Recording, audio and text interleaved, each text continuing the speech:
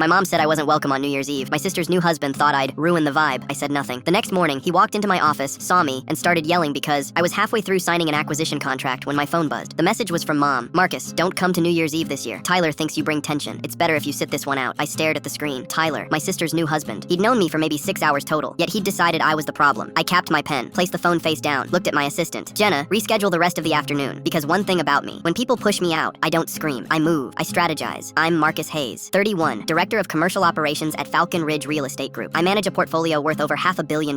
My signature moves mountains, literally. But nobody in my family knows that. To them, I'm Marcus the property guy. They think I drive a beat-up sedan and host open houses on Sundays. I stopped correcting them years ago. My sister Brittany was always the golden child. Perfect choices, perfect life. I was structural support, necessary, but invisible. And Tyler? Tyler needed to feel tall. He was the guy who bragged about promotions that were really lateral moves. He'd sensed my indifference to his posturing and labeled it tension. Now I was too difficult to sit at the same table. I wasn't angry. I was finished. I stayed at the office until midnight, finalized project numbers, ran financial simulations. The numbers didn't care about my tone. They only cared about truth. If Tyler didn't want me at New Year's Eve, fine. He had no idea he was uninviting the only person who could actually afford the house they were eating in. The next morning, chaos as usual. Phones ringing, emails flooding, architects waiting for final confirmation. I was in my element. Jenna hurried in with files. Marcus, the contractor for the Skyline project is running late. She stopped dead, eyes wide. I turned. Standing in my glass doorway was Tyler. He looked completely out of place. Cheap suit, face flushed, sweat on his upper lip, eyes darting between me, the Skyline view behind me, and the massive Falcon Ridge logo on the wall. He stammered. What is this? I leaned back in my leather chair. Calm, terrifyingly calm. Good morning, Tyler. You work here? He yelled, voice cracking. What are you, the receptionist? I raised an eyebrow. I oversee 3 commercial divisions. So yes, I'm the boss. Why are you here? He gripped the door frame. I came about an investment meeting. Brittany said her brother worked in real estate, that maybe you could get me a meeting with a loan officer. But I thought you did rentals. There it was. Reality hitting him like a freight train. I stayed still. He was vibrating with panic. You told my mother I shouldn't come to New Year's Eve, I said evenly. Because I ruined the vibe, correct? His face drained of color. Marcus, I didn't